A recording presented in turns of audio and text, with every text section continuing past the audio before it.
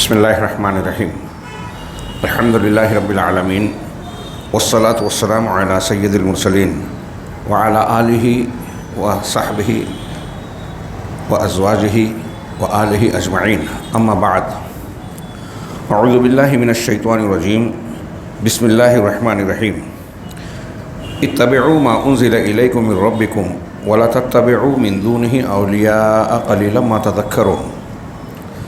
محترم حاضرین، اصلاح و تربیت کے سلفی یا یوں کہیے کہ قرآن و حدیث پر مشتمل اصولوں میں 30ویں نمبر پر ہمارے سامنے اصول یہ ہے کہ اہل سنت کا عقیدہ یہ ہے کہ دعوت دین کے میدان میں منہج نبوی کو اپنانا واجب ہے، جیسے عقائد میں، عبادات میں اور دیگر زندگی کے تمام امور و معاملات میں اللہ رب العالمین نے جناب محمد رسول اللہ صلی اللہ علیہ وسلم کی اطاعت و اتباع کا حکم دیا ہے۔ مسلمانوں کے لیے ہر اعتبار سے آپ کی شخصیت و سیرت کو اسوہ حسنہ قرار دیا ہے۔ لقد کان لکم فی رسول اللہ اسوۃ حسنہ۔ تو کس بات میں اللہ کے نبی صلی اللہ علیہ وسلم اسوہ ہیں؟ ساری باتوں میں، عقائد میں، عبادات میں، معاملات میں، اخلاقیات، حلال حرام، سارے معاملات میں اللہ کے نبی صلی اللہ علیہ وسلم نمونہ ہیں۔ جب آپ سارے امور میں نمونہ ہیں تو ظاہر سی بات ہے کہ دعوت و تبلیغ دین کا ایک اہم ترین کام ہے، بلکہ دینی اور مسلمانوں کی اجتماعی زندگی کے لیے یہ کام انتہائی لازمی اور ضروری ہے۔ جس سماج میں دعوت کا کام امر بالمعروف نہی عن المنکر، صرف ایک معروف کا حکم نہیں، صرف فضائل یا چند امور کی جو فضیلتیں ہیں بیان کرنا یہ نہیں، بلکہ سماج اور معاشرے میں جو برائیاں ہیں شرک سے لے کر دیگر گناہوں کی شکل میں، ان سے روک ٹوک کرنے کی، ان کی اصلاح کرنے کی اگر کوشش سماج میں نہ کی جائے تو قرآن و حدیث کی بہتری دلیلیں ہیں جو یہ کہتی ہیں کہ ایسا سماج اور ایسا گروہ عذاب الہی کا مستحق ہے، چاہے اس میں نیک لوگ بھی ہوں۔ ہاں، حضرت ام سلمہ رضی اللہ تعالیٰ عنہ نے جب اللہ کے رسول صلی اللہ علیہ وسلم نے پوچھا کہ انہلکو یا انہلکو وفینا صالحون، کیا ہم ہلاک ہوں گے جبکہ ہمارے درمیان نیک لوگ بھی ہوں گے؟ آپ نے فرمایا نعم اذا کثر الخبث، ہاں جب خبث یعنی برائیاں، اللہ کی نافرمانیاں زیادہ ہو جائے، وہ غالب آ جائیں تو اللہ کا عذاب آتا ہے۔ اس لیے سماج کو عذاب الہی سے بچانے کے لیے نہی عن المنکر، دعوت اللہ کا کام کرنا ضروری ہے۔ اب یہ کام کیسے کیا جائے؟ بہت ہی اہم معاملہ ہے، اہم اس تناظر میں کہ مسلمانوں میں بہت سارے گروہ، جماعتیں، تنظیمیں، مسالک ہیں جو اپنے اپنے اعتبار سے دین کی دعوت کا کام کرتے ہیں، اور کئی لوگ تو اپنے کاموں کی بنیاد پر اپنے آپ کو برحق، صحیح، بہتر اور دوسروں کو کمتر، غلط اور راہ راست سے ہٹا ہوا بتانے کی کوشش کرتے ہیں، اس تناظر میں کہ دیکھیے رپورٹ میں، اخبار میں، زمین پہ ہم زیادہ دوڑ دھوپ کرتے ہیں۔ کچھ لوگ کہتے ہیں کہ اغیار میں ہم کر رہے ہیں، فلاں ہم کر رہے ہیں، فلاں ہم کر رہے ہیں۔ آپ کر رہے ہیں، بڑی اچھی بات ہے، لیکن کرنا صرف اہم نہیں ہے، کرنے کے ساتھ ساتھ صحیح طریقے سے کرنا اہم ہے، ورنہ ہمارا خاطر خواہ نتیجہ اور مطلوب مقصود حاصل نہیں ہو سکتا۔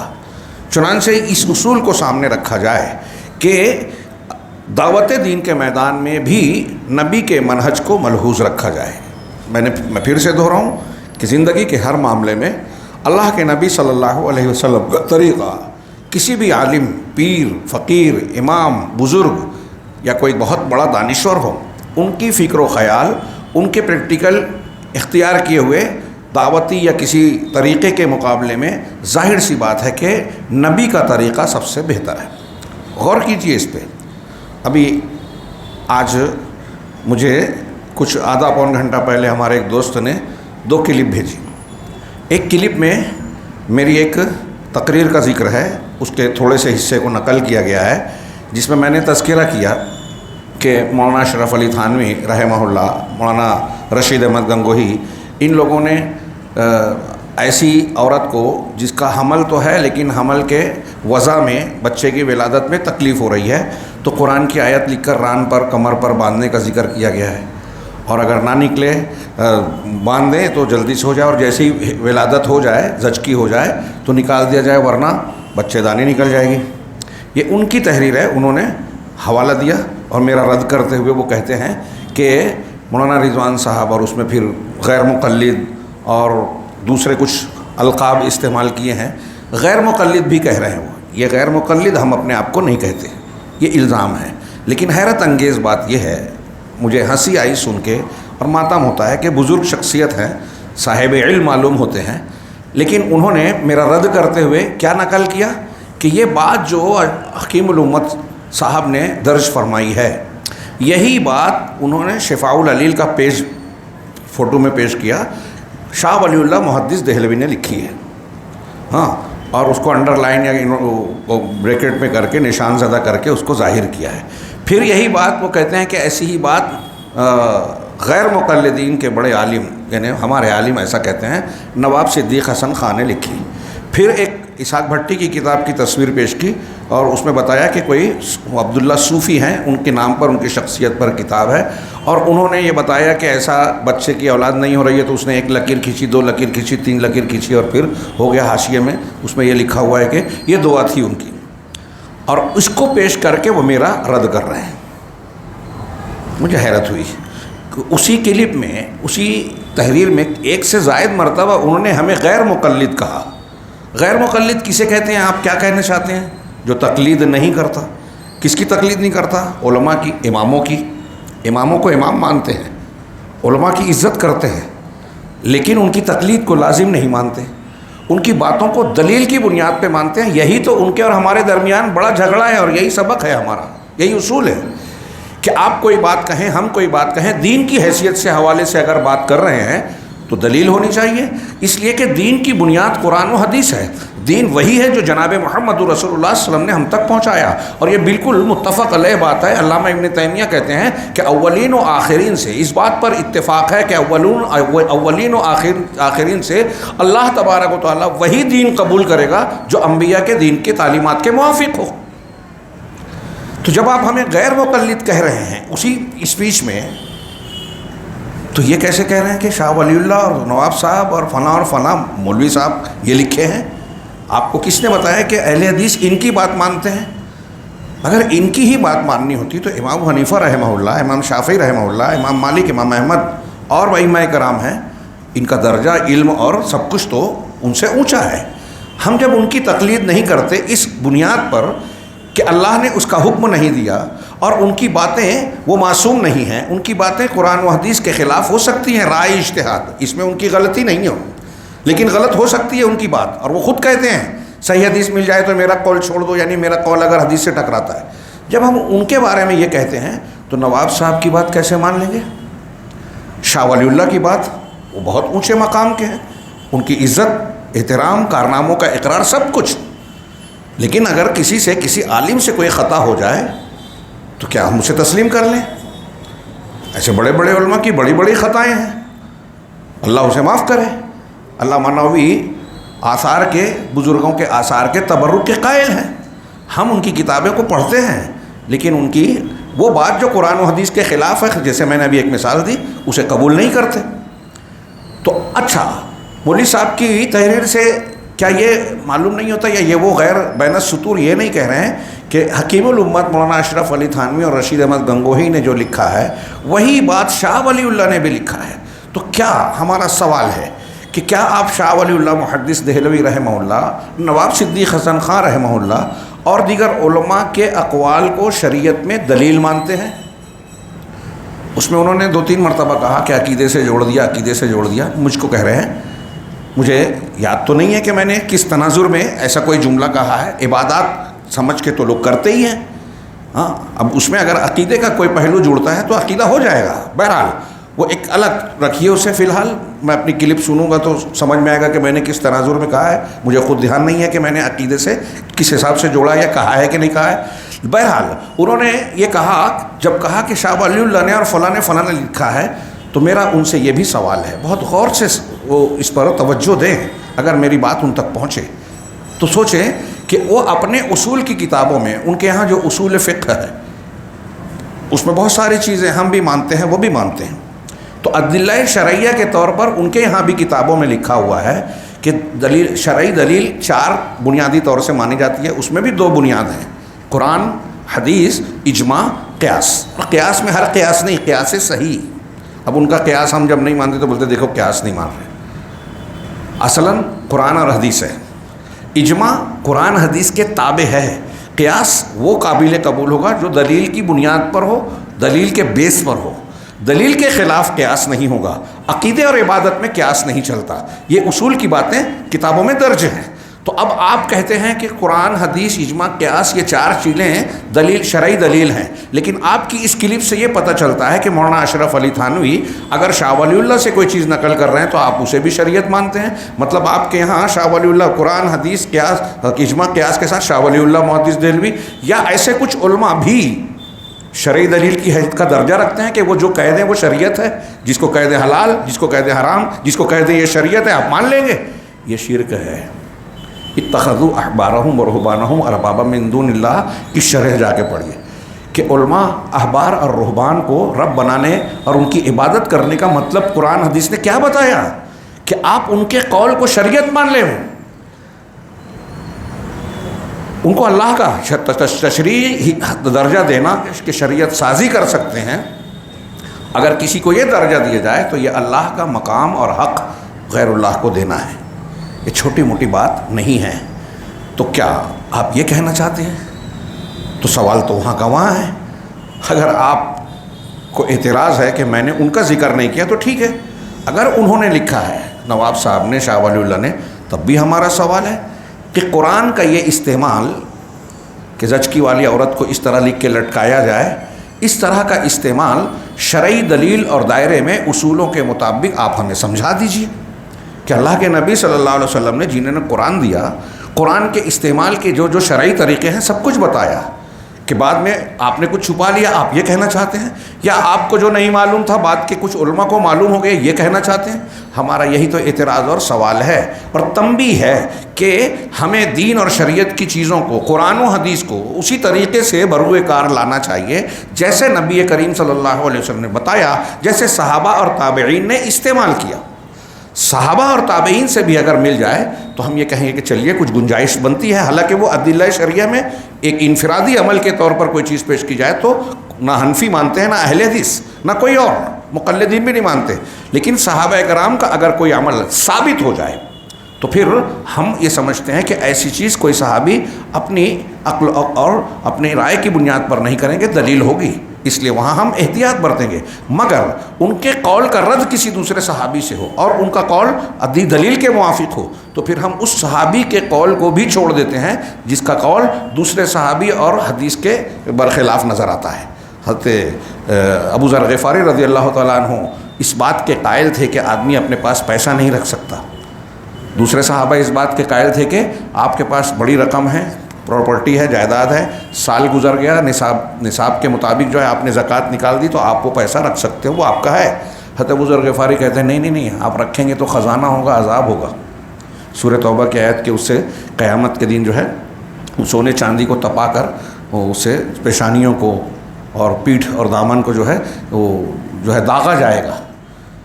اس بات کو آپ بھی نہیں مانتے تو کیا یہ حضرت ابو ذر غفاری رضی اللہ تعالیٰ عنہ کی توہین ہوئی؟ نہیں، یہ ان کا اپنا ایک موقف تھا اور وہ بے مثال صحابی تھے. ان کی بہت فضیلت ہے، بڑا اعلیٰ مقام ہے. اللہ کے رسول نے فرمایا سورج مشرق کی بجائے مغرب سے نکل جائے گا، اس امت میں ابو ذر غفاری سے زیادہ سچے لہجے والا انسان پیدا نہیں ہوگا. لیکن ان کی ایک ایسی رائے تھی کہ دوسرے صحابہ اس کو نہیں مانتے تھے اور آج امت بھی نہیں مانتی. کیا آپ مانتے ہیں؟ یا اس کو نہ ماننے کی بنیاد پر آپ یہ کہیں گے کہ ان کی گستاخی کر رہے ہیں؟ نہیں. اصول کیا بنا؟ اصول یہ بنا کہ قرآن و حدیث سے دین کو لیا جائے گا، بیس وہی ہے. اور پھر قرآن و حدیث کی بنیاد پر صحابہ، تابعین یا امت کے کسی دور کے علماء حق کا کسی بات پر اتفاق ہوتا ہے جس کو اصطلاح فقہ میں، اصطلاح دین میں اجماع کہا جاتا ہے. اگر وہ ہوتا ہے تو یہ بنیادی دلیل ہے.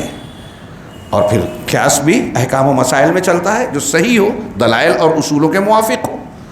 تو یہ جیسے وہاں میں نے بیان کیا کہ قرآن و حدیث سے دین لیں گے، اصول دین مطلب دعوت دین کے سلسلے میں بھی نبی صلی اللہ علیہ وسلم کا منہج ہی اختیار کیا جائے۔ اس کو میں کئی مرتبہ اس طرح بھی بیان کرتا ہوں۔ سوچئے کہ آپ اپنے سماج میں، اپنے گھر میں اصلاح کا کام کرنا چاہتے ہیں۔ آج ہمارے سماج میں نوجوانوں میں بہت بگاڑ ہے، فتنوں کی الغار ہے، الگ الگ لوگ الگ الگ ڈفلی بجا رہے ہیں، کوئی کسی گمراہ فکر سے متاثر ہے، کوئی کسی انجینئر سے، کوئی کسی ڈاکٹر سے، کوئی ابن حنیف سے، ایک مہدی کا دعویٰ کرتا ہے، کوئی نبوت کا دعویٰ کرتا ہے، اور اس کے پیچھے چلنے والے کچھ بیوقوف مل ہی جاتے ہیں، متاثر ہو ہی جاتے ہیں، لائک کرنے لگتے ہیں اس کی کچھ ظاہری چیزوں کو دیکھ کر، کچھ ایک دو چیزوں سے دھوکہ کھا کے، متاثر ہو کے۔ تو اب ان کی اصلاح کیسے کی جائے؟ اس طرح کئی لوگ سوال کرتے ہیں۔ ہمارا سماج میں بہت بگاڑ ہے، اس کا موٹا، مختصر اور بہت ہی زبردست جواب یہ ہے کہ جیسے نبی صلی اللہ علیہ وسلم نے اصلاح کی، جیسے آپ نے دعوت دی، جیسے آپ نے لوگوں کی تربیت فرمائی، وہی اصول اختیار کیا جائے۔ اب کوئی مولانا الیاس ہوں، کوئی مولانا اشرف علی ہوں، کوئی مولانا مودودی صاحب ہوں، کوئی مولانا نواب صدیق حسن صاحب ہوں، کوئی فلاں فلاں فلاں رحمہم اللہ، میرا سوال ہے، آپ خود سوچئے کہ یہ علماء بہت بڑے ہو سکتے ہیں، لیکن کیا ان کا مقابلہ جناب محمد رسول اللہ صلی اللہ علیہ وسلم سے کیا جا سکتا ہے؟ اللہ کے نبی صلی اللہ علیہ وسلم کی بات، طریقہ، سنت سے بہتر ان کی بات، ان کا طریقہ، ان کی سنت ہو سکتی ہے؟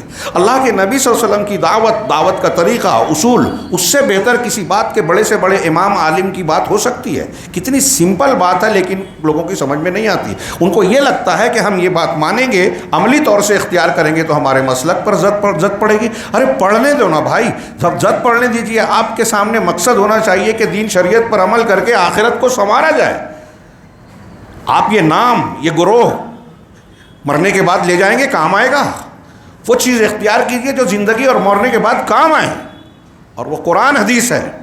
دنیا کے لوگوں سے نہ ڈریں، اس کا لحاظ نہ کریں کہ ہمارا مسلک یہ ہے، ہمارے اتنے بڑے بڑے لوگ ہیں، ہماری یہ رشتہ داریاں ہیں۔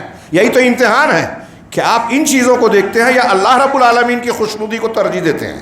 اگر اللہ کی خوشنودی پر کو ترجیح دی جائے گی، یہ چیزیں چھوڑ دے گی۔ اور انبیاء اسی خوشنودی اور اسی جذبے پر محنت کرتے ہیں تربیت میں۔ سب سے پہلے عقیدے پر محنت اسی لیے کرتے ہیں کہ بندے کے دل میں جب اللہ کی عظمت، اس کی کبریائی، اس کی توحید، اس کے حقوق یہ دل میں بیٹھ جائیں گے تو اللہ کے سامنے کسی سے ڈرے گا نہیں، کسی سے دبے گا نہیں، اس کی اور اس کی بات کو اللہ کی بات کے سامنے، اللہ کے دین اور شریعت کے احکامات کے سامنے پیش نہیں کرے گا۔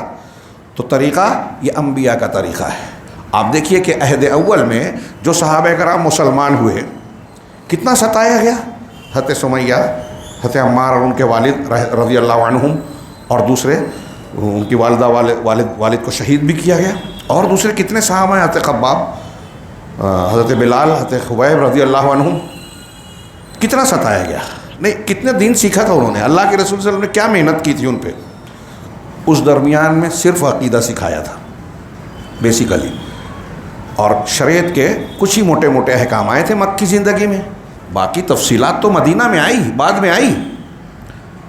لیکن اس عقیدے کو سیکھنے کے بعد بھی اس وقت کی طاقتیں، ان کے مظالم ان مسلمانوں کو راہ حق سے، دین حق سے پھیر نہیں سکے، اور وہ اتنے مضبوط تھے، اتنے اعلیٰ ایمان والے، حوصلے والے، استقامت والے ثابت ہوئے کہ بعد کا کوئی مسلمان ان کے درجے کو پہنچ ہی نہیں سکتا۔ سابقون الاولون کتنا بھی کچھ بھی کر لے وے، ان کے ایک مد، آدھے مد کے مقابلے میں بعد والے کا صحود پہاڑ کے برابر کا سونا نہیں ہو سکتا۔ اللہ کے رسول صلی اللہ علیہ وسلم کا فرمان ہے۔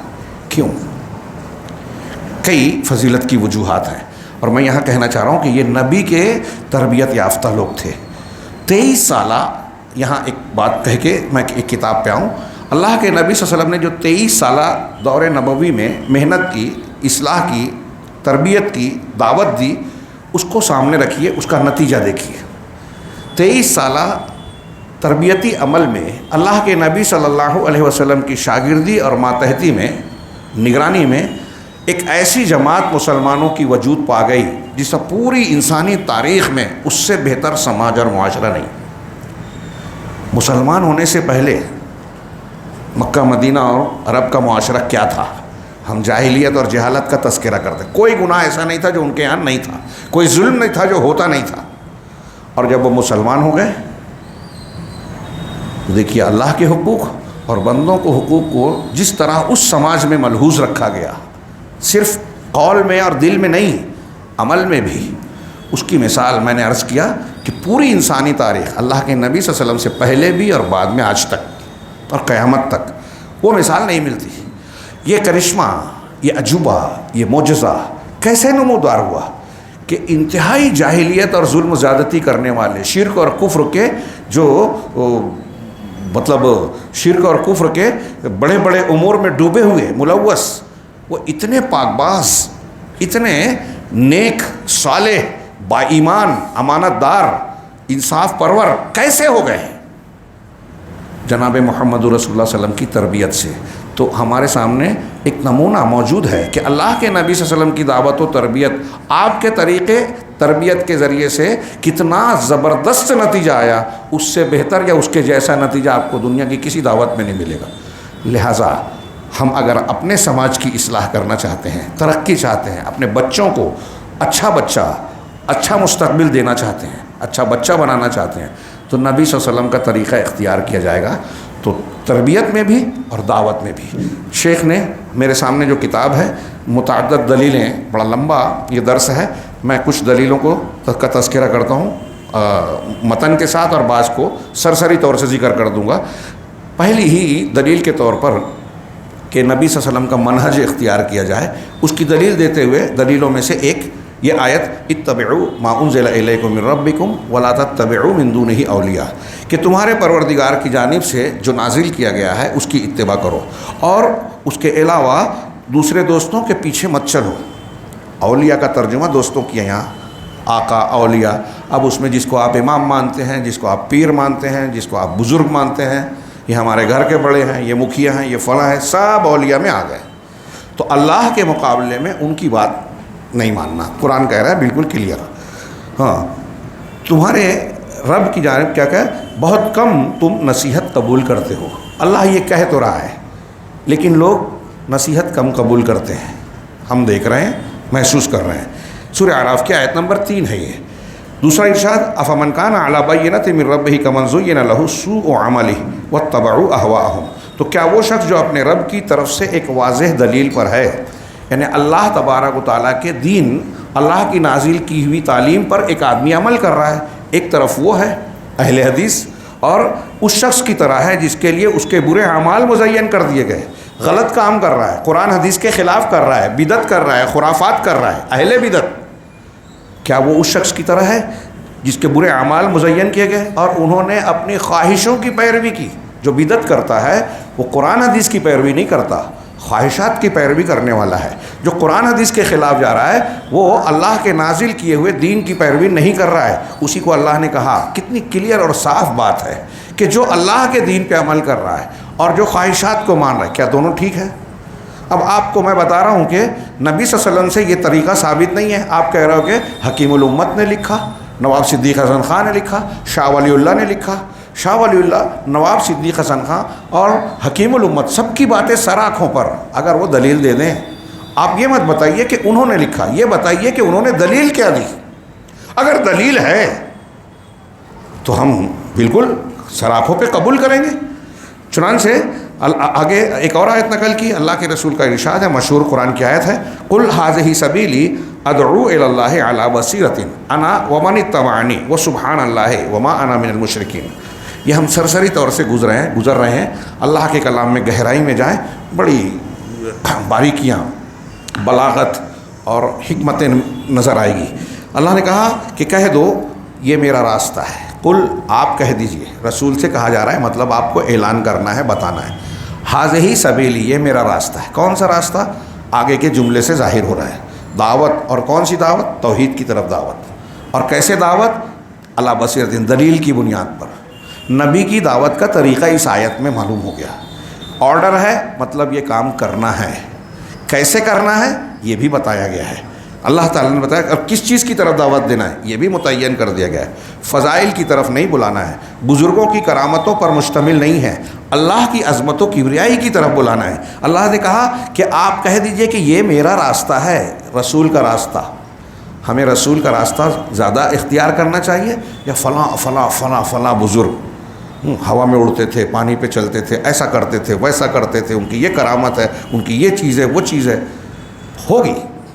اللہ نے ہمیں حکم دیا کہ رسول تمہارے لیے نمونہ ہے اور رسول کا طریقہ اختیار کرنا ہے۔ تو آپ کا طریقہ کیا تھا؟ قرآن کہہ رہا ہے کیا طریقہ ہے؟ میرا یہ راستہ ہے۔ کیا راستہ ہے؟ ادعو اللہ، میں دعوت دیتا ہوں اللہ کی طرف۔ فلاں شخصیات، فلاں سلسلہ، فلاں مسلک، اس کی طرف میں دعوت نہیں دیتا، فلاں کا قول اجتہاد، اس کی طرف دعوت نہیں دیتا۔ دعوت دیتا ہوں اللہ کی طرف، اللہ کی توحید، اللہ کے حقوق، اس کی عظمت و کبریائی، اس پر ایمان کے مختلف جو پہلو ہیں، ساری چیزیں اس میں آ گئی کہ اللہ کی طرف دعوت دے رہا ہوں۔ اب اللہ کی بات مانو، اس کے حقوق کو جانو۔ ہاں، اب کیسے دے رہا ہوں دعوت؟ میں دعوت دے رہا ہوں، نبی کا طریقہ ہو گیا۔ کیسے دعوت دے رہا ہوں؟ علی بصیرت، سوجھ بوجھ پر، بصیرت یعنی علم، دلیل کی بنیاد پر میں دعوت دے رہا ہوں، بصیرت پر۔ نبی صلی اللہ علیہ وسلم کی دعوت کا طریقہ یہ ہے کہ دلیل دی جائے۔ اب میں نے ایک بات پیش کی کہ مولانا اشرف علی صاحب نے، مولانا رشید صاحب نے، رشید احمد گنگوہی صاحب نے فلاں بات لکھی ہے اور وہ قرآن حدیث کی دلیلیں نہیں ہیں، یہ لوگوں نے اپنے طور سے اختیار کر لیا، یاد کر لیا، تو آپ کہتے ہیں کہ ان کے علاوہ فلاں عالم نے لکھے، آپ کے عالم نے بھی لکھا ہے۔ اگر ہمارے عالم نے بھی لکھا ہے اور بے دلیل لکھا ہے تو ہمارے لیے وہ بھی قابل قبول نہیں ہے۔ علی بصیرتین ہونی چاہیے، دلیل کی بنیاد پر ہونی چاہیے، کوئی بھی لکھے، نہیں ہوگی تو ہم بڑے سے بڑے عالم کی بات کو رد کر دیں گے۔ اور ابلیس نے حضرت ابو ہریرہ سے ایک بات کہی کہ آیت الکرسی پڑھ لیا کرو، بستر پہ جا کے ایک محافظ فرشتہ مقرر ہوگا، تو ہم نے وہ مان لیا۔ کیوں مانا؟ اس لیے نہیں کہ ابلیس نے بولا، اس لیے نہیں کہ ابو ہریرہ رضی اللہ تعالیٰ نے نقل، اس لیے کہ جب رسول اللہ صلی اللہ علیہ وسلم کو آپ نے بتایا حضرت ابو ہریرہ نے، تو آپ نے کہا کہ وہ ہے تو جھوٹا لیکن اس نے یہ بات صحیح کہی۔ نبی صلی اللہ علیہ وسلم کے صحیح قرار دینے پر ہم ابلیس کی بات مان رہے ہیں۔ ابلیس کی بات نہیں ہے، حقیقت میں اللہ کے رسول کی بات ہے۔ اور اگر آپ کے خلاف یا آپ کی دلیل اور تصدیق کے ساتھ کوئی بڑے سے بڑے آدمی کی بات آ جائے تو قابل قبول، ہاں آپ دلیل دے دیجیے، میں پھر سے کہہ رہا ہوں، یا کوئی استنباطی طور پہ کوئی گنجائش ہو۔ جیسے کچھ لوگ کہتے ہیں کہ بھائی قرآن کو پورا اللہ نے شفا کہا، ٹھیک ہے شفا کہا، تو اس شفا کو کس طریقے سے علاج میں استعمال کیا جائے؟ کیا رسول اللہ صلی اللہ علیہ وسلم نے وہ نہیں بتایا؟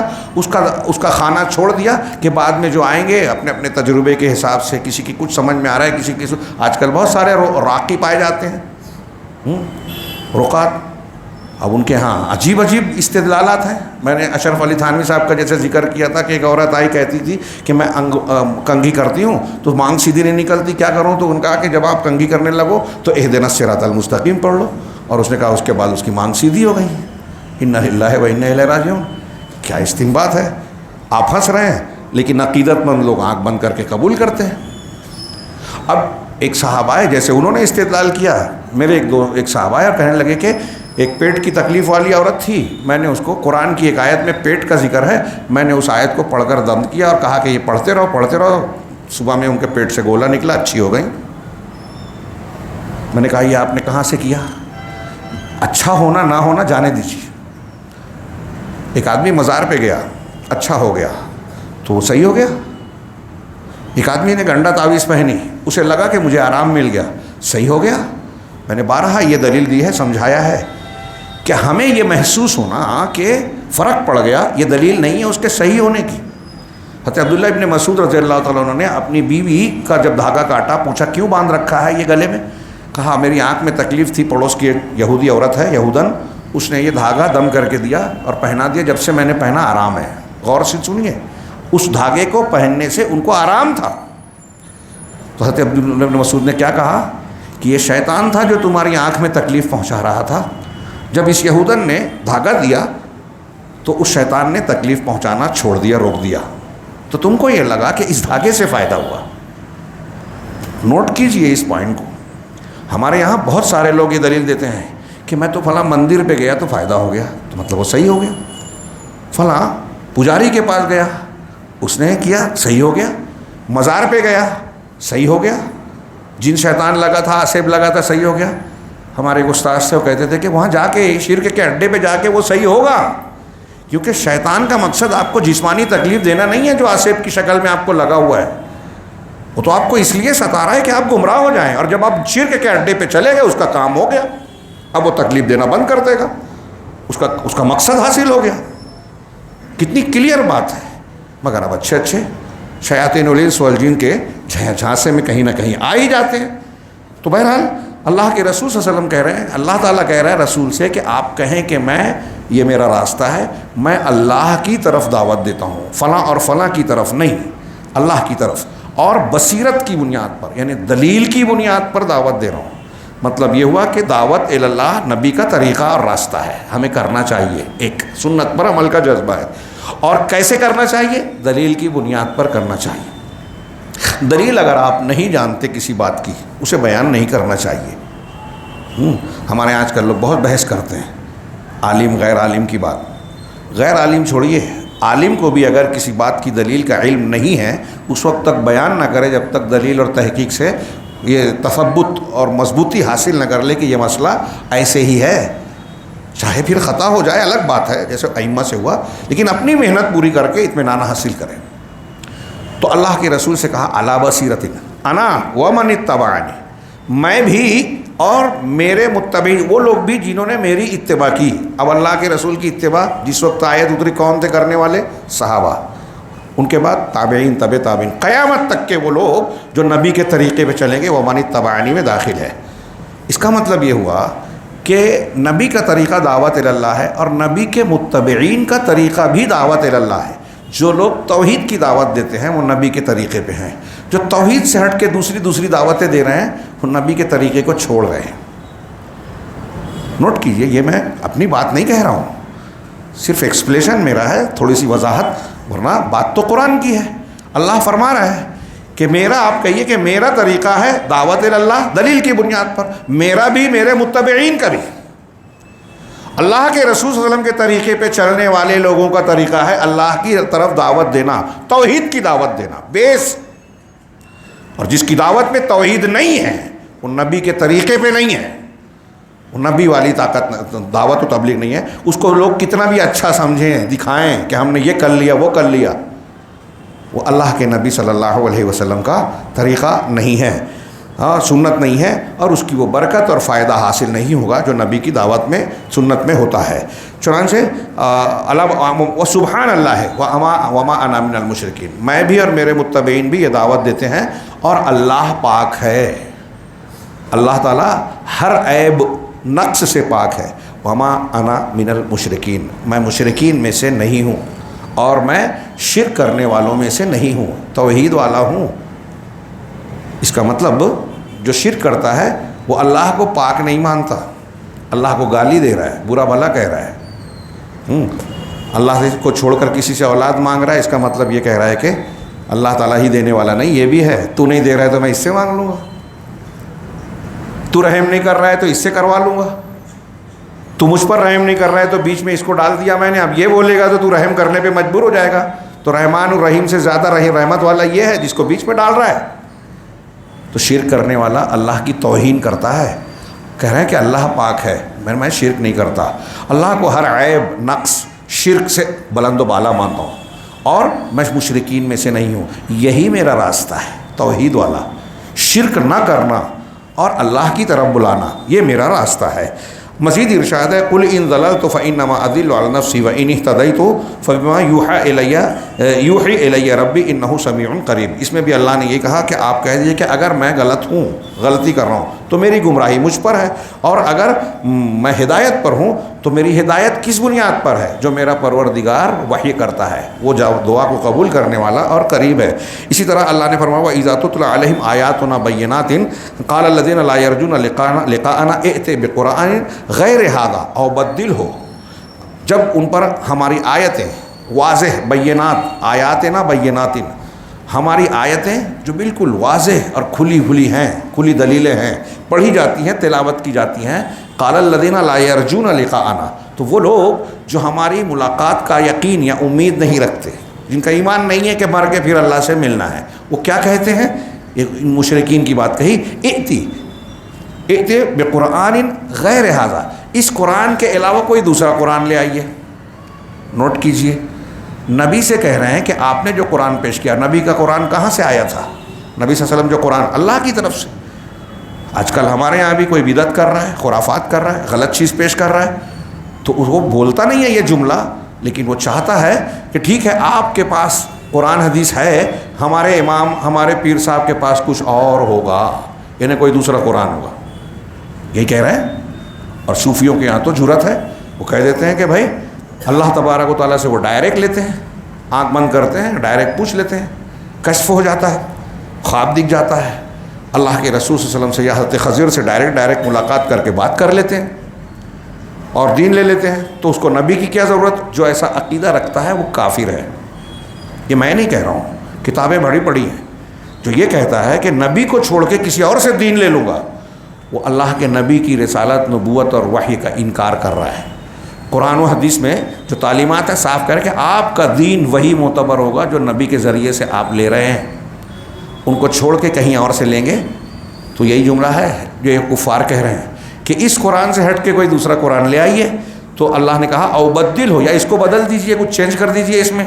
قل، اللہ نے کہا جواب میں، قل ما یکون لی ان ابدلہ من تلقاء نفسی، میرا یہ اختیار نہیں ہے کہ میں اس کو اپنی جانب سے، تلقاء نفسی اپنے نفس کی جانب سے، اپنی جانب سے اس کو بدل دوں، یہ میرا پاور اختیار نہیں ہے۔ غور کیجئے، اللہ نے جو حکم دیا، شریعت بنائی، حلال حرام کیا، تعلیمات دی، قرآن دیا، اس میں نبی صلی اللہ علیہ وسلم نہ چینج کر سکتے ہیں نہ اس کی مخالفت کر سکتے ہیں، نبی کو بھی یہ اختیار نہیں ہے۔ تو آپ اور ہم یا کسی نبی کے بعد کا کوئی بہت بڑا، کتنا بڑا بھی عالم ہو، کیا اس کو یہ حق ہوگا کہ قرآن حدیث کی تعلیم کے سامنے کچھ اور پیش کر دے اور ہم اسے قبول کر لیں قرآن حدیث کی طرح؟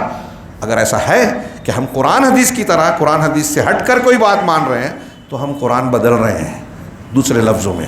اور اللہ کہہ رہا ہے کہ آپ کہہ دیجئے کہ یہ میرے بس کی بات بھی نہیں ہے، میرا اختیار نہیں ہے۔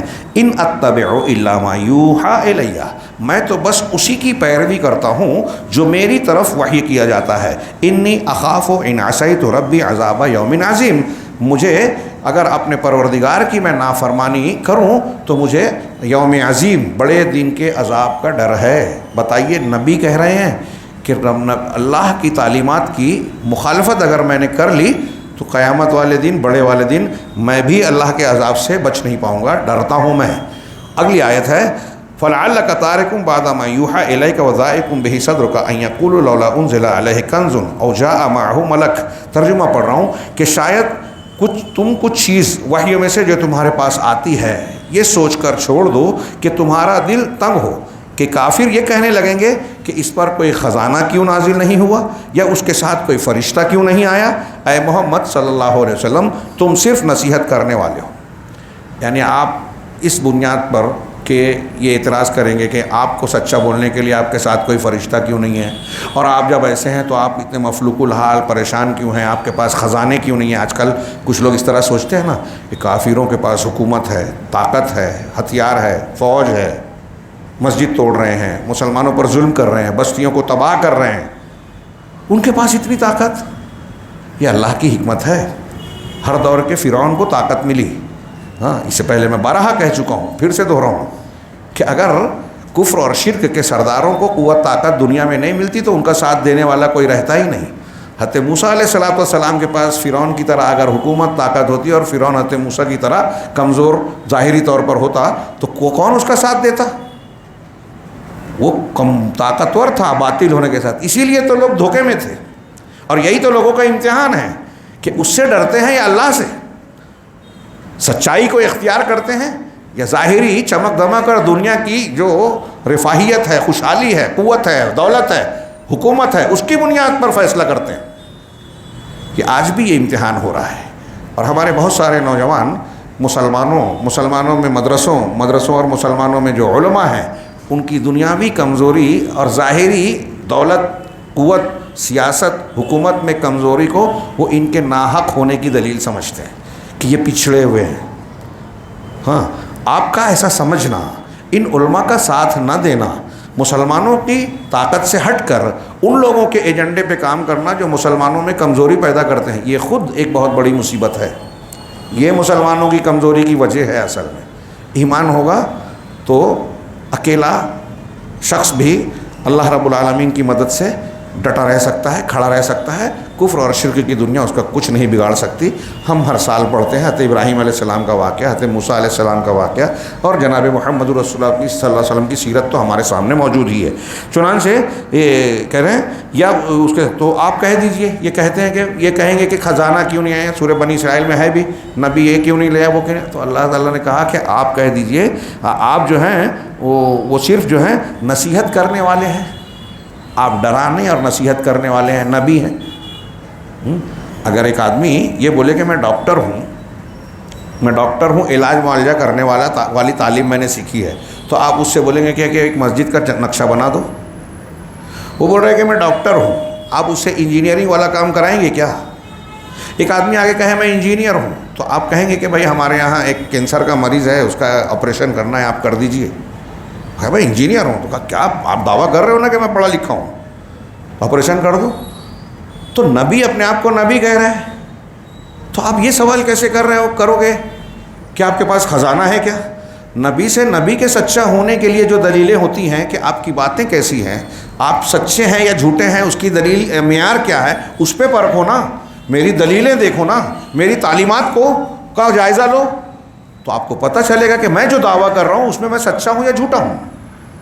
تو تم دوسری بات کر رہے ہو, ایسا کیوں نہیں ہوا, ویسا کیوں نہیں ہوا, خزانہ کیوں نہیں ہوا, سونے کا پہاڑ اور خزانہ اور باغات کیوں نہیں آئے؟ سورہ بنی اسرائیل میں یہ ہے.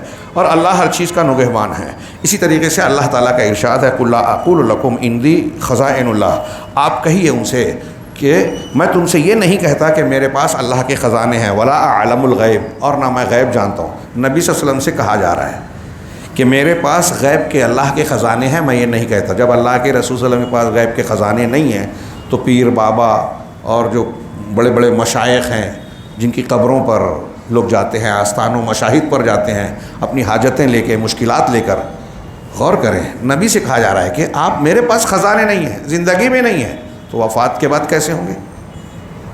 ابھی کل پرسوں ایک صاحب نے, ہمارے بھائی نے بتایا شاید, کہ پاکستان کے مشہور عالم تقی عثمانی صاحب بڑے مشہور ہیں. بھائی ہم بریلویوں کو کہتے ہیں کہ مردوں اور مرنے والوں کے تعلق سے ان کے عقائد میں بڑی خرابیاں ہیں. تو یہ صاحب بھی بیان کرتے ہیں, میں نے خود نہیں سنا, ہمارے ماسٹر صاحب موجود ہے, غالباً انہوں نے ذکر کیا تھا, آپ ہی نے, کہ یہ کہتے ہیں کہ ایک انسان کے مرنے کے بعد اس کی طاقت بڑھ جاتی ہے. اور ان کی جس قوم میں وہ کہتے ہیں وہاں کوئی دلیل مانگتا ہی نہیں ہے. غیب کی چیز ہوئی نا, غیب کی بات میں ایمان اور عقیدے کی بات آ جاتی ہے. یہ چیزیں ان کے یہاں بھی اصولاً درج ہے کہ عقیدے کی بات قرآن حدیث کے علاوہ نہیں مانی جا سکتی, عقیدے میں تقلید نہیں کی جاتی. ان کے یہاں دیوبندی بریلوی دونوں کے یہاں کتابوں میں لکھا ہے, مقلدین کے یہاں لکھا ہوا ہے کہ عقیدے میں تقلید نہیں کی جائے گی. اب ایک شخص, ایک مولوی بول رہا ہے, تو کوئی پوچھے نا اس سے کہ آپ کہہ رہے ہیں کہ مرنے کے بعد مرنے والے کی پاور بڑھ جاتی ہے, مطلب دنیا میں زندہ رہتے ہوئے جو نہیں کر سکتا تھا اب کر لے گا مرنے کے بعد, تو کیا دلیل ہے اس کی؟ قرآن حدیث میں کہیں ہے؟ اور کیسے پاور بڑھتی ہے؟ روحیں کہاں چلی جاتی ہیں؟ کیا مردے سنتے ہیں؟ علیین سجین میں روحیں چلی جاتی ہیں. ہاں, شہداء کی روحیں جو ہیں وہ اللہ رب العالمین کے یہاں جنت میں ہوتی ہیں. سب پارندوں کالم میں غزوہ احد کے شہداء کے بارے میں صاف ذکر ہے حدیثوں میں. انبیاء کی روحوں کا اختصاص ہے, ان کی تفصیلات اپنی جگہ ہے. اب آپ ایک بات جو کہہ رہے ہیں تو اس کی کیا دلیل ہے؟ یہ جو میں نے باتیں کہی اس کی سب کی دلیلیں موجود ہیں, کتابیں بھری پڑی ہے, عقائد کی کتابیں, لیکن بس چل رہا ہے معاملہ. تو اللہ تعالیٰ یہ جو قرآن میں بیان کیا ہے, اگر آدمی غور سے سمجھنے کے لیے اور اللہ سے یہ دعا کر کے پڑھے اخلاص کے ساتھ کہ اللہ مجھے ہدایت دے, خاص طور سے صحیح عقیدہ سیکھنا چاہتا ہے, تو قرآن اس کو ہر جگہ بالکل واضح طور سے مطمئن کرتا ہے. غور کیجئے, اللہ تعالیٰ کہہ رہا ہے نبی سے قُلْ لَا أَقُولُ لَكُمْ, آپ کہہ دیجئے کہ میں تم سے یہ نہیں کہتا, میرا یہ دعویٰ نہیں, بالکل نہیں ہے. کیا کہ عندی خزائن اللہ, میرے پاس اللہ کا خزانہ ہے. ہمارے کچھ لوگ کہتے ہیں کہ خزانہ قاسم اللہ کے رسول کے بانٹنے والے, خزانہ اللہ کا ہے, تقسیم کرنے والے رسول اللہ صلی اللہ علیہ وسلم. کیا اس کا یہی معنی ہے؟ جو تعلیمات اللہ نے رسول کو دی، رسول اللہ صلی اللہ علیہ وسلم وہ تعلیمات ہم تک پہنچا رہے ہیں، بانٹا انہوں نے، یہ ہے۔ اس کا کیا یہ مطلب ہے کہ اللہ کے خزانوں کو نبی صلی اللہ علیہ وسلم بانٹ رہے ہیں، مطلب جو اولاد دیتے ہیں وہ دیتے ہیں، دولت دیتے ہیں وہ دیتے ہیں، بیمار کو شفا وہ دیتے ہیں؟ نہیں۔ اگر کوئی ایسا مانے تو شرک اکبر ہوگا، نہ سمجھ میں آئے نہ سمجھ میں آئے، لیکن صحیح یہی ہے کہ وہ شرک اکبر ہوگا۔ کہ میرے پاس خزانے ہیں اللہ کے، میں یہ نہیں کہتا، یہ کہہ دیجیے آپ، اللہ آرڈر دے رہا ہے وَلَا أَعْلَمُ الْغَيْبَ، اور میں غیب نہیں جانتا۔ کتنی کلیئر بات ہے۔ اب اس میں فلسفہ، منطق، عقلیات گھما پھرا کے توڑ مروڑ کے یہ بیان کیا جاتا ہے کہ یہاں اس کا یہ مطلب نہیں وہ مطلب ہے، اور وہ مطلب نہیں یہ مطلب ہے، اور پھر غیب جانتا ہے اللہ۔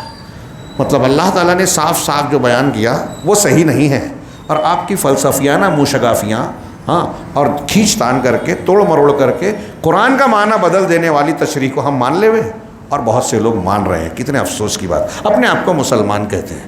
پڑھیں یہ قرآن کی آیت، میں غیب نہیں جانتا، اللہ کہہ رہا ہے کہ آپ کہہ دیں میں غیب نہیں جانتا، اور جو جانتے تھے وہ اللہ نے دیا، اور جو اللہ نے دیا اللہ کے رسول نے ہم تک پہنچایا۔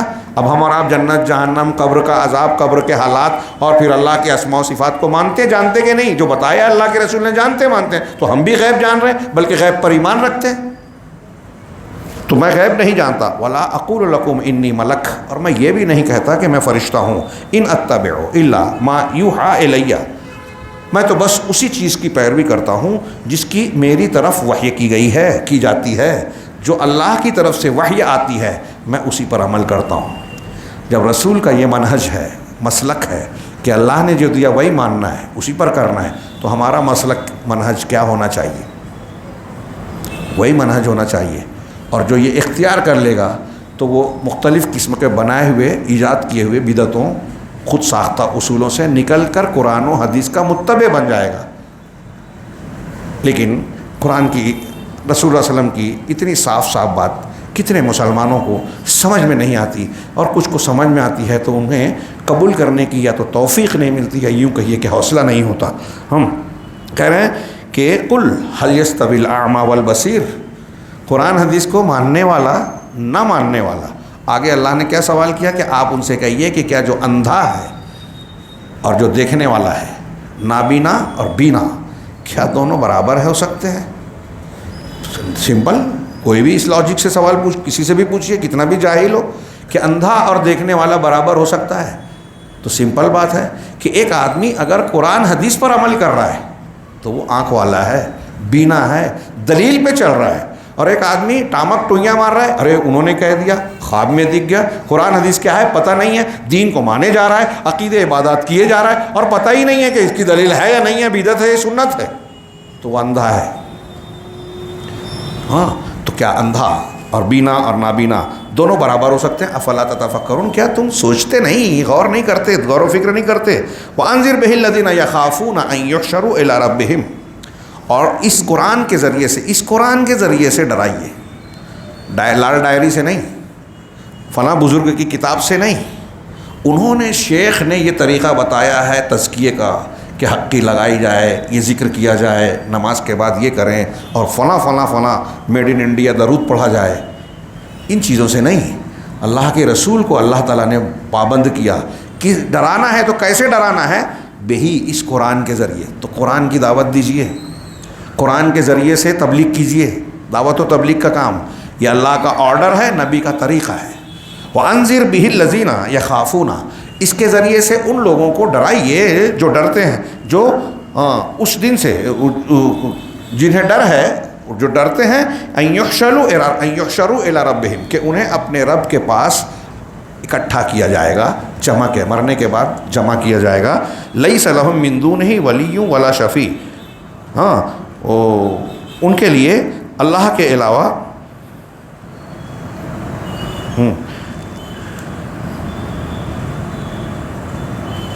ان کے لیے اللہ تبارک و تعالیٰ کے علاوہ کوئی دوست اور سفارشی، حمایتی اور سفارشی نہیں ہے۔ لعلہم یتقون، تو انہیں ڈرائیے قرآن سے، شاید وہ متقی بن جائے۔ یہاں وقت زیادہ ہو رہا ہے اور کافی مضمون باقی ہے۔ علامہ ابن تیمیہ سے ایک سوال کیا گیا، اس سوال اور اس کے جواب کا ایک پہلا چھوٹا سا حصہ پڑھ کے اگلے درس تک ٹال دیں گے۔ شیخ الاسلام علامہ ابن تیمیہ رحمہ اللہ سے پوچھا گیا بہت پوائنٹ کی بات ہے، اہم بات، کہ کچھ لوگ ہیں جو قتل، چوری، ڈاکہ، زنا اور شراب نوشی، شراب خوری جیسے کبیرہ گناہوں کا ارتکاب کرتے ہیں، یعنی بالکل گناہوں میں اور بدکاریوں میں، فسق و فجور میں ملوث ہیں، ایسے لوگ ہیں۔ پھر ایک شخص ان کے پاس جا کر نصیحت کرتا ہے، اب ان کو سمجھانا چاہتا ہے، سدھارنا چاہتا ہے، نصیحت کرتا ہے، اور انہیں ایک محفل سما میں لے جاتا ہے۔ سما سننا، یعنی کسی ایسی محفل میں جہاں گانا ہو رہا ہے، گانا، سما سننے والا، مطلب مجلس جمی ہے، کوئی گا رہا ہے اور یہ سنے، جہاں صرف دف بجایا جاتا ہے، یعنی یہ موسیقی جو آج کل کی ایجاد ہے یہ سب نہیں، ہلکی پھلکی دف جس کی اجازت ہے، وہاں کوئی میوزک اور گانا نہیں ہوتا سوائے حلال شعر کے۔ شعر، اچھا شعر پڑھا جاتا ہے، اشعار پڑھے جاتے ہیں، نعت پڑھی جا رہی ہے، اشعار پڑھے جا رہے ہیں، اچھا کلام اور مشاعرہ ہو رہا ہے۔ ایسا کرنے سے بہت سے لوگ توبہ کر لیں گے، ایسی اس کو امید ہے کہ ان کو ڈاکو جو چوری ڈکیتی شراب کھانے میں جو وقت گزارتے ہیں، وہاں سے لا کے ہم ایسی مجلس میں بٹھا دیں جہاں شعر شاعری پڑھی جا رہی ہے، دف بجا کر گانے گائے جا رہے ہیں، محفل سج رہی ہے، تو ایسا کرنے سے ممکن ہے وہ توبہ کر لیں اور گناہوں سے دور ہو جائیں گے۔ تو کیا اس نیت سے ان کے لیے محفل سما کا منعقد کرنا جائز ہے؟ یعنی اس نیت سے لوگوں کو سدھارنے کے لیے محفل سما، مجلس سما بنانا جائز ہے، کیونکہ اس کے سوا ان کی دعوت کے لیے کوئی چارہ کار نہیں ہے۔ ایسا پوچھنے والے نے علامہ ابن تیمیہ سے یہ سوال کیا کہ ایک آدمی فسق و فجور، زنا، چوری، ڈکیتی وغیرہ کے کاموں میں ہے، اس کو وہاں سے محفل سما میں لے آئے۔ اب اس سوال کو آج کے ماحول میں آپ غور کیجئے کہ بہت سارے دوسرے طریقے بھی ہو سکتے ہیں۔ علامہ ابن تیمیہ ہی نے کچھ لوگوں سے بحث کرتے ہوئے اس کا بھی جواب دیا کہ ایک آدمی چوری ڈاکہ ڈالتا تھا اور وہاں سے توبہ کرا کے کچھ لوگوں نے لا کے اس کو بدعتوں میں مبتلا کر دیا۔ تو علامہ ابن تیمیہ نے دلیلوں سے اس کو بتایا کہ وہ پہلے ابھی کی کنڈیشن سے بہتر تھے۔ جب ڈاکہ ڈالتے تھے تو ان کو یہ احساس تھا کہ ہم گناہ کر رہے ہیں، ظلم کر رہے ہیں، تو جب یہ احساس تھا تو توبہ کر سکتے تھے، لیکن جب بدعت کر رہے ہیں تو بدعت کر رہے ہیں اور یہ سمجھ رہے ہیں کہ ہم بڑا نیک کام کر رہے ہیں۔ بدعتی اپنے آپ کو اچھا سمجھتا ہے، نیک سمجھتا ہے، اللہ کی عبادت کرنے والا سمجھتا ہے، جبکہ وہ اللہ کے دین کا مخالف ہوتا ہے، شریعت کا مخالف ہوتا ہے، اور جتنی بدعت میں محنت کرتا ہے اتنا اللہ سے دور ہوتا ہے۔ تو اب جب وہ اپنے آپ کو اچھا سمجھ رہا ہے تو توبہ کہاں کرے گا؟ اس اعتبار سے وہ کنڈیشن زیادہ اچھی تھی۔ یہ ایک دوسرا سوال جواب ہے، مناظرے میں ہے، وہ وہاں دلیلیں دی۔ یہاں علامہ ابن تیمیہ سے جب یہ سوال کیا گیا تو شیخ الاسلام نے بڑا لمبا جواب دیا۔ اس میں شیخ نے جواب دیا، حمد و صلات بیان کی، اور پھر اس کے بعد صرف پہلا پوائنٹ پڑھ رہا ہوں، 5 پوائنٹ ہیں۔ یہ جان لیں کہ اللہ تعالیٰ نے محمد صلی اللہ علیہ وسلم کو ہدایت اور دین حق کے ساتھ مبعوث کیا۔ اس کو جواب دے رہے ہیں کہ اللہ تعالیٰ نے محمد صلی اللہ علیہ وسلم کو دین حق دیا، ہدایت دی، تاکہ وہ تمام ادیان پر غالب کر دے، اور اللہ گواہ کے اعتبار سے کافی ہے۔ یہ سمجھ لیجیے کہ قرآن کی آیت کا ٹکڑا ہے، قرآن کی آیت کا ترجمہ ہے، اور اللہ نے دین کو مکمل کر دیا ہے۔ علامہ ابن تیمیہ یہ جواب دے رہے ہیں، دین کو مکمل کر دیا، رسول اللہ صلی اللہ علیہ وسلم دین حق لے کے آئے۔ جیسا کہ ارشاد باری ہے، الیوم اکملت لکم دینکم واتممت علیکم نعمتی ورضیت لکم الاسلام دینا۔ تو آج میں نے دین کو مکمل کر دیا، اور اپنی نعمت کو پورا کر دیا، تمہارے لیے اسلام کو بطور دین پسند کر لیا۔ اب اسلام بطور دین اللہ کے یہاں پسندیدہ ہے، اور نبی صلی اللہ علیہ وسلم کو مکمل دین دے دیا گیا ہے۔ اللہ کے نبی صلی اللہ علیہ وسلم کے طریقے میں کوئی کمی، خامی، جھول، عیب نہیں ہے۔ تو اب آپ اپنے دماغ سے یہ سوچ رہے ہو، یہ ابھی یہاں جواب کا پہلو نہیں ہے، میں اس کو جوڑ رہا ہوں جواب سے۔ ابن تیمیہ رحمہ اللہ کہنا کیا چاہتے ہیں وہ آگے آئے گا۔ تو کہنا ہی چاہ رہے ہیں کہ نبی صلی اللہ علیہ وسلم کی دعوت میں، دعوت کے طریقے میں، اصلاح کے طریقے میں، تربیت کے طریقے میں کوئی کمی نہیں ہے۔ کیا آپ نے کسی صحابی کو، کسی برے سے برے، کسی ڈاکو کو، یا کوئی ایسا جو پہلے کافر ڈاکو رہا ہو، اس کی اصلاح کرنے کے لیے کچھ ایسا کام کیا ہو کہ یہاں اس کا کچھ پہلے تفریح والا سامان کیا جائے، مجلس سیما وغیرہ منعقد کی جائے، پھر اس کو دین بتایا جائے، توبہ کرائی جائے؟ اللہ کے نبی صلی اللہ علیہ وسلم کا اصلاح کا طریقہ کیا تھا؟ یہ جو تم نے بتایا کہ محفل سیما میں لایا جائے، اور جو ہمارے ہاں اہل تصوف کرتے ہیں کہ اللہ کے رسول صلی اللہ علیہ وسلم پہلے غار میں جاتے تھے تب نبوت ملی، تو آپ بھی پہلے خانقاہ میں جائیں، اکیلے میں جائیں، حقی لگائیں، یہ لگائیں، یہ صحابہ نے نہیں کیا، رسول نے نہیں بتایا صلی اللہ علیہ وسلم۔ آپ نبی ہونے سے پہلے جو کام کرتے تھے، کیا نبی ہونے کے بعد صحابہ کو بتایا کہ وہ کام تم بھی کرو؟ آپ اسوہ حسنہ نبوت کے بعد ہیں یا پہلے بھی تھے؟ جب آپ کے پاس وحی آنے لگی، دین آنے لگا، تب ہمارے لیے نمونہ ہوئے۔ اگرچہ آپ کا کردار بے داغ تھا، پہلے بھی صاف ستھرے تھے، صادق و امین تھے، اور کئی اخلاقی اعتبار سے آپ کی شخصیت جامع تھی، اور نبوت کے بعد اور زیادہ نکھر گئی، وہ اس میں کوئی کمی نہیں آئی۔ تو نبوت کے بعد ہمارے لیے قوم کے لیے امت اسوہ بنے۔ بہرحال شیخ نے کہا، یہ پہلا پوائنٹ بیان کیا، آگے 4 پوائنٹ اور بیان کریں گے اس شخص کے سوال میں جس نے یہ کہا کہ کسی برے کو سدھارنے کے لیے محفل سے ہمیں لانا ٹھیک ہے نہیں۔ اللہ رب العالمین سے دعا ہے کہ وہ زندگی کے ہر شعبے میں ہمیں قرآن و سنت اور نبی صلی اللہ علیہ وسلم کے منہج کو اختیار کرنے کی توفیق عطا فرمائے۔ ہمیں پروردگار دعوت و اصلاح کی کام جو ہماری طاقت قوت میں ہے اس کی توفیق دے، اس میں اخلاص دے، اور منہج نبوی کی پابندی کرنے کی توفیق دے، تاکہ وہ دنیا میں بھی وہ کام ہمارے لیے مفید اور سعادت کا ذریعہ ہو، اور آخرت میں بھی کامیابی کا ذریعہ بن جائے۔ وآخر دعوانا ان الحمد للہ رب العالمین وصلی اللہ علی نبینا محمد۔